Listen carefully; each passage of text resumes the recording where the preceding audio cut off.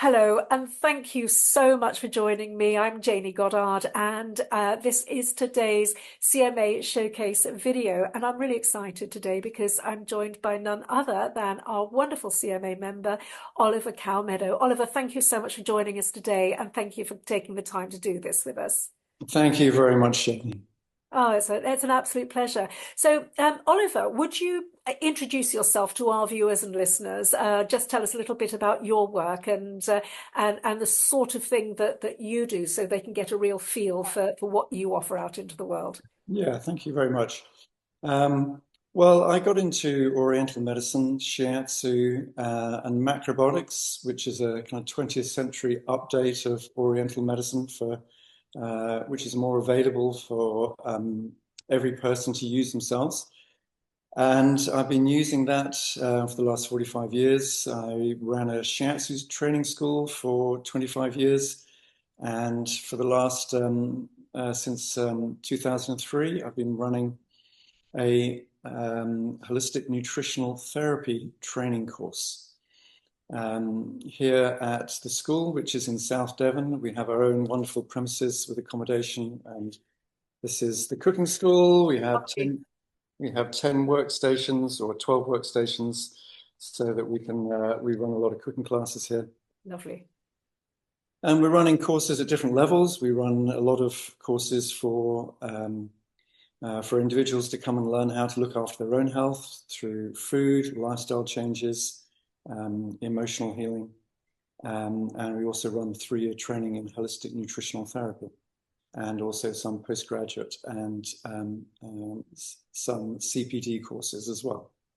Fantastic. So really, you've covered everything there, I think, which is wonderful. And I was really excited to hear from my colleagues the other day that you were asking about, could macrobiotics be included in the CMA list of disciplines? And yes, absolutely. Of course, it should be, because it's such a huge topic, and it's something that there isn't much macrobiotic training available at the moment. It used to be. It used to be huge, didn't it? That's right. A few years ago, a couple of decades ago, maybe. But it seems to have sort of that, it kind of faded away a little. So it's really good to know that you're actually doing this. Would you be able to, for our viewers and listeners who may be into nutrition, but maybe don't understand what macrobiotics actually is, would you be able to say a little bit about that? Yep, sure. Macrobiotics really came about in the 20th century. It was started off by a Japanese teacher called George Osawa, and very strongly taught and promoted by Michio and Evelyn Cushy, very widely. And really the central idea of it is to empower people to take care of their own health and their own well-being. And so it was like a new version of Oriental medicine. Oriental medicines can be quite complex and understandable by practitioners. The idea of macrobiotics was to explain how to eat a balanced diet, have a balanced lifestyle, work on our emotions and spiritual connection, to make it really available to anybody. Right. Okay. Yes. Very strong movement when Michio and Evelyn Cushy were teaching in the 60s, 70s, 80s.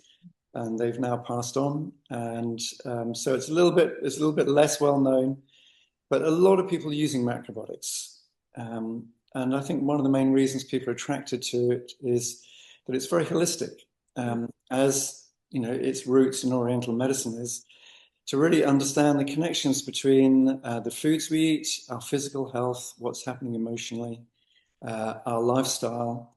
All these things are very connected, as Western medicine is now just beginning to look at and produce a lot of kind of good research information. So it's so valuable to be able to study not just nutrition, not just food, not just our emotional healing, not just exercise, not just spiritual connection, but to see how all these things are very connected, and to be working on them together. Yes, I think it's very interesting because there is so much discussion about diet nowadays, and whether you're vegan, whether you're carnivore, whatever it is that you're doing. And a lot of the pushback to those are where, for example, on social media, you'll see people say, "Oh yes, but all you really need is a balanced diet." Now, a balanced diet, I think, for most people is sort of the old meat and two veg type. Have your milk for, on your cereal for breakfast and so on and so forth. And of course, we know that the old model of a balanced diet is completely inadequate. Mhm. The standard American diet and the old model of the food Yeah. pyramid, for example, is completely inadequate and no good to us whatsoever. So in terms of macrobiotics, how would you describe what a balanced diet would be in that framework? Um, really very simply, the first is plant-based. Mhm. Doesn't mean not eating animal foods, but it means that 5/6 or 9/10 of our food is from plant foods, grains, beans, seeds, nuts, fruits, etc. And for most people with a small amount of animal food, whether that's fish, a little dairy, a little meat or something. Secondly, to eat whole foods, because whole foods not only contain a lot of nutrients, but also a lot of life energy or Mm. chi. And our whole digestive system is adapted for eating whole foods. To eat roughly seasonally, and also to eat mostly foods which grow in our locality as far as vegetables go, in our region of the world as far as other foods go. And really, those four principles are what creates a balanced diet, for people wherever they're living in the world. Um, Yes, yes. and then, And as I and then understand it, really, sorry, I didn't want to cut across you, Oliver. Please carry on. um, so then I'd add a fifth principle. So there's like four principles for which is just increase the health of anyone, as the NHS, the World Health Organization, the Heart Foundation, and all these bodies, the Lancet, Planetary Health, everyone is saying that that's what we need to do. What I really enjoy with the macrobiotic approach is then using Oriental medicine to identify particular imbalances in the body and see how we can rebalance. Maybe it's the liver, the heart, the stomach that needs help, the reproductive organs, the nervous system, and to use specific foods, lifestyle practices, exercises to help to rebalance those particular organs to maybe heal existing problems or else to prevent future problems. Yes. And in that way, we can really have a lot of control over our health. And Western science is beginning to understand these connections, realizing that cancer, heart disease, type 2 diabetes, etc., primarily diet and lifestyle cause illnesses. Oriental medicine has been studying this for hundreds of years and actually has a very, very good, detailed understanding of the connection of food, lifestyle, emotions, and our health. So this really gives us a lot of freedom to look after our own health, keep promoting our health, avoid a lot of serious illness. And if we do develop an illness, then very often we can do something to heal it ourselves. Yes. But that's what I find really exciting. Yes, I agree. And, we have come an awfully long way, and it is lovely and gratifying to see that conventional science is catching up. I mean, it's not so long ago, I was doing a presentation at the House of Commons, funnily enough, and I remember a very well-known microbiologist standing up and trying to shout me down and saying there's absolutely no evidence that food has anything to do with health and well-being in any way, shape, or form. And that was only a couple of decades ago. I see we've been joined by Opal, the CMA cat, so we haven't been joined by Jessie yet. But yeah, so it's very, it is gratifying, and we're seeing this in all areas of complementary medicine where the science is finally catching up. Yeah. So that is, that is really, really helpful. And I noticed earlier on you were saying that you've got a 3-year training course. I know Mhm. a lot of people will, their question will be, well, I can go online and I can do a short course in nutrition. It's not, certainly isn't 3 years. Why is it that you offer a 3-year training, Oliver, if you don't mind me asking? That's a very good question. And people do actually gain qualifications at the end of the second year Mm. in basic holistic nutritional therapy, and also as a healing chef, and also as a well-being shiatsu practitioner. Because we've got a very holistic approach. We're combining nutritional advice with some basic emotional counseling. Um, um, um, Cooking skills are very important. The Oriental understanding is we could take a carrot, and if we say grate it, it can have a more cooling effect on the body. It particularly helps the liver. Or we could cut it in big chunks and cook it in a stew, and it becomes sweet and heavy, and then it particularly nourishes the stomach and spleen. So how we cook, cooking is like an alchemy, and it's like a form of medicine in itself. Body work, exercise and body work as well. So we're giving people a lot of skills which they can use for themselves and also for their clients. Gosh. Third year, we go much more in depth, on all three of those. So there's really a lot to learn, but people generally love it because of its holistic nature. Yes. And it's amazing with clients what we're trying to do when we have a client is to get a kind of gestalt or overall picture of how does their physical health, what's happening emotionally, their lifestyle, their life history, their food, all kind of interact to create a certain kind of overall state which has either created health or maybe has created illness. And then how do we make adjustments in all those different things to bring somebody back to optimal health? Yes. I think one of the difficulties that we have as practitioners, and I love the way that you work, it's the essence of holism. But I think that one of the difficulties that we have is the fact that a lot of people don't realize that their lifestyle has contributed over many years to a state of illness, dis-ease, imbalance, whatever you care to call it.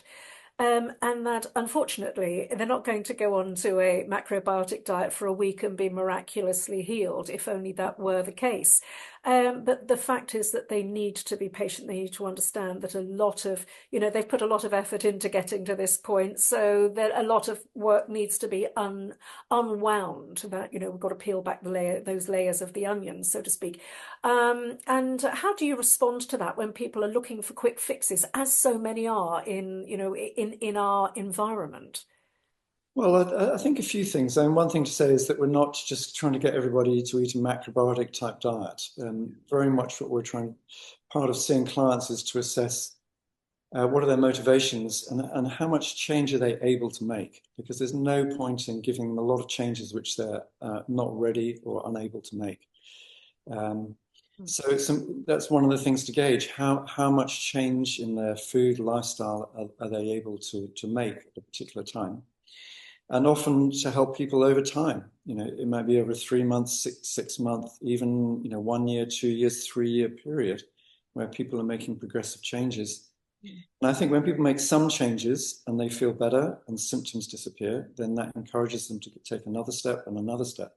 Yes. But it's a matter of kind of finding the pace that people are able to go at. And I think is very important. Yes, and I think that's incredibly respectful of the individual's, I suppose, integrity, and I think that is a wonderful thing, Oliver. Um, Obviously, you've got so many different things that people can come to you and pick and choose from, Mm-hmm. and I know that a lot of those, of course, are going to be up on the CMA website, and people can find details there. Of course, they can. However, if people want to come to you, cut out the middleman, people want to come to you directly to find out all about the incredible things that you offer, what is the best way for people to find you and find out about your marvelous work? So the school website, www.macroschool.co.uk, has all of our courses on. I'm also very happy to hear from anybody who's interested. Oliver at macroschool.co.uk. Maybe the first opportunity is in late January. I'm running a short online course which you've ratified as for CPD on holistic nutritional therapy. So to explain more about what this is and how it can help individuals, which I will be doing. All of our teaching is very practical. We use some good theory, but this is a very practical course on helping individuals, but also giving a really good flavor for how holistic nutritional therapy works. Fabulous. Let me just ask you about that CPD course, because I did see that come through just recently. So obviously CPD, continuing professional development, for those who aren't familiar with the terminologies.